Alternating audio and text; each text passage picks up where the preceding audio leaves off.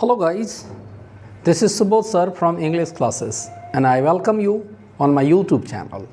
Dear students, in this class of today, मैं आपको common errors यानी कि सेंटेंस को किस तरह से हम करेक्ट करें, गलत वाक्यों को हम सही कैसे करें, अथवा आप ये भी देख सकते हैं कि अगर आपको 4 सेंटेंस दिए गए हैं, 4 सेंटेंसेस में आपको सही वाक्य को कैसे चुनें, तो ये उस टॉपिक के लिए ये वीडियो आपका बहुत इम्पॉर्टेंट होने वाला है।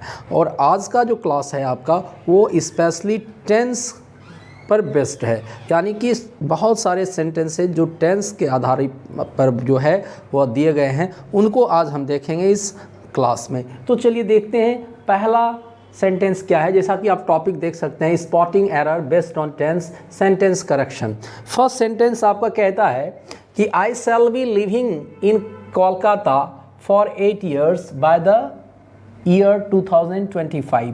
तो इस सेंटेंस में आप देखिए आई सब्जेक्ट है, शैल बी लिविंग आपका ये वर्ब हो गया, इन कोलकाता प्लेस हो गया, ये टाइम दिया गया है, और कब तक आप ये देखिए ये कब तक, तो bye the year 2025।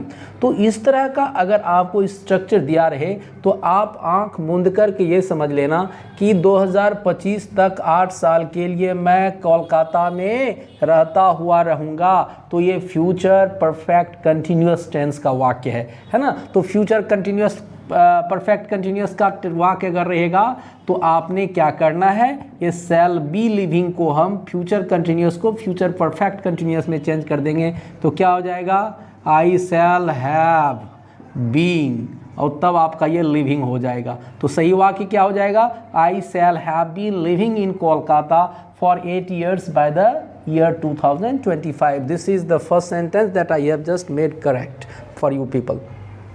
Second sentence क्या कहता है, I always tells you to comb your hair but you never does what I say. मैं हमेशा आपको कहता हूँ कि अपने हेयर को कॉम्ब कर लो, लेकिन आप ऐसा कभी नहीं करता हैं जैसा मैं कहता हूँ। अब देखिए आई सब्जेक्ट हो गया, adverb always adverbs of frequency हो गया, टेल्स यहाँ पर देखिए आप आई सब्जेक्ट है तो टेल्स तो नहीं होगा, क्या होगा, टेल्स के जगह आप टेल कर सकते हो, चूंकि singular subject singular verb, plural subject plural verb. You आपका ऑब्जेक्ट हो गया, टू कॉम्ब योर हेयर ये आपका इन्फिनिटिव हो गया, योर हेयर ऑब्जेक्ट हो गया, क्लियर। बट यहाँ पर आपका कंजक्शन हो गया, यू फिर सब्जेक्ट हो गया, नेवर एडवर्ब ऑफ फ्रीक्वेंसी हो गया। अब देखिए सब्जेक्ट यू है, अगर सब्जेक्ट यू है तो आप क्या करोगे, यहाँ डज के स्थान पर डू करना पड़ेगा आपको, है ना। तो क्या हो जाएगा सही वाक्य, आई always tell you to comb your hair but you never do, does के जगह स्थान पर आपको डू करना पड़ेगा व्हाट आई से, तब ये आपका वाक्य भी सही हो जाएगा। Now come to the third sentence. अब तीसरा वाक्य में आप आ जाएं। थर्ड सेंटेंस क्या कहता है, कहता है mister Sinha is walking in the morning every day. ये देखिए ये एवरी डे जो ये आपका है ये किसको बताता है, मैटर ऑफ हैबिट को, हैबिचुअल एक्शन को बतलाता है। और हैबिचुअल एक्शन को हम सिंपल प्रेजेंट टेंस में आप प्रयोग करते हैं, ना कि प्रेजेंट कंटिन्यूअस में। तो आपका यहाँ पर एरर क्या है, ये एवरी डे अगर ये मैटर ऑफ जो है हैबिट को बताता है तो इज वॉकिंग को हटाना होगा और मिस्टर सिन्हा इसके जगह पे वॉक्स हो जाएगा। क्या हो जाएगा, mister Sinha walks in the morning every day. Now come to the fourth one. कहते हैं look a man run after the bus. ये देखिए रन, ये मैन है तो रन तो कभी होगा नहीं, सिंगुलर सब्जेक्ट सिंगुलर वर्ब, तो यहाँ तो रन्स होना चाहिए था। चलिए आगे देखते हैं क्या, he want to catch it, वो बस को पकड़ना चाहता है ना। तो अब देखिए लुक देखो, दैट मीन्स जब हम देखने की बात कर रहे हैं तो वहाँ पर जब हम देखने की कोई चीज़ बात कर रहे हैं तो वहाँ पर एक्शन कंटिन्यू है, चल रहा है। तो यहाँ पर क्या हो जाएगा, अ मैन रन नहीं होना चाहिए था, तो वहाँ पर हम क्या करते, man is running after the बस, रन को हटाना पड़ेगा और वहाँ पर क्या यूज करना पड़ेगा, लुक देखो, a man is running after the bus, he want to catch it. Want तो होगा नहीं भाई, सिंगुलर सब्जेक्ट है, तो यहाँ पर तो आपको क्या करना पड़ेगा, वांट्स करना पड़ेगा, he wants to catch it. To catch आपका इन्फिनिटिव हो गया, इट आपका बस के लिए जो ऑब्जेक्ट है। Now come to the fifth sentence. कहता है when I reach the school, when I reach the school, जब मैं स्कूल पहुंचा, व्हेन आपका ये हो गया। आई रीच द स्कूल, ये हो गया सिंपल पास्ट टेंस में। तो क्या हो गया, जब मैं स्कूल पहुंचा, ठीक है, तो क्या हो गया था, द फर्स्ट बेल ऑलरेडी गो। ये अगर आपका सिंपल पास्ट टेंस में है तो सेकेंड क्लॉज आपका पास्ट परफेक्ट में होना चाहिए। पास्ट परफेक्ट का रूल आप जानते हो, द फर्स्ट बेल आपका सब्जेक्ट हो गया, तो फिर क्या देते हैं, हैड ऑलरेडी गो के जगह पे गॉन कर देते, तो आपका वाक्य सही हो जाएगा। क्या हो जाएगा, when I reach the school the first bell had already gone. Now this is your correct sentence. Now come to the sixth one.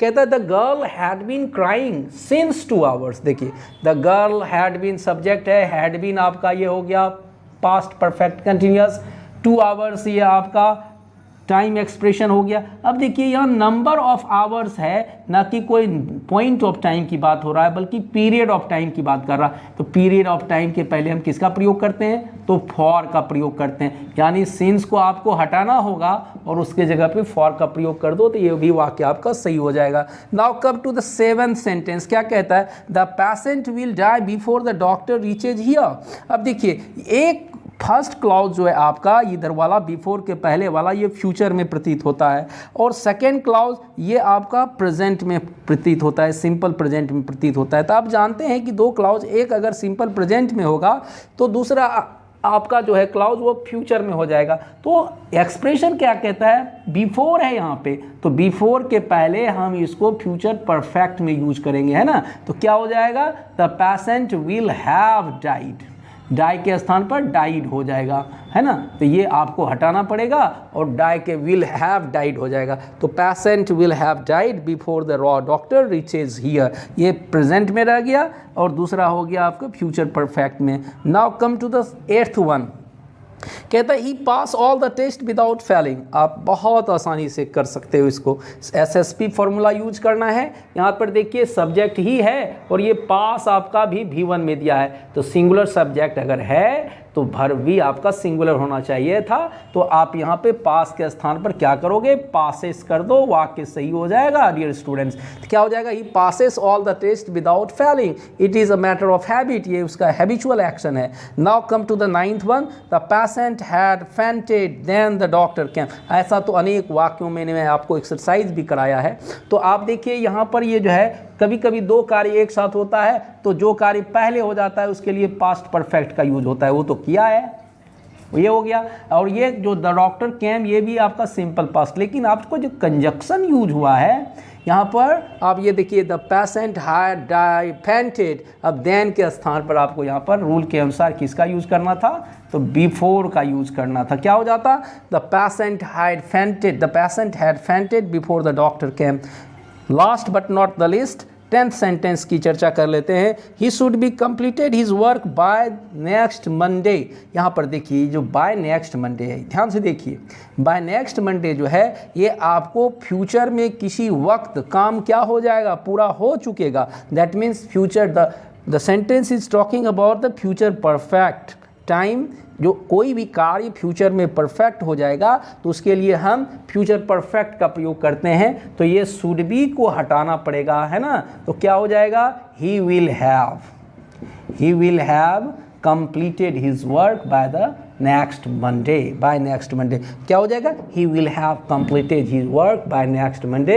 तो these are the 10 important sentences based on tense, and अगर आप इसको practice करते हो तो आपको बहुत तरह के अनेक प्रकार के विभिन्न प्रकार के प्रतियोगी परीक्षा से लेके बोर्ड एग्जामिनेशंस में ये आपको बहुत मदद करने वाला है।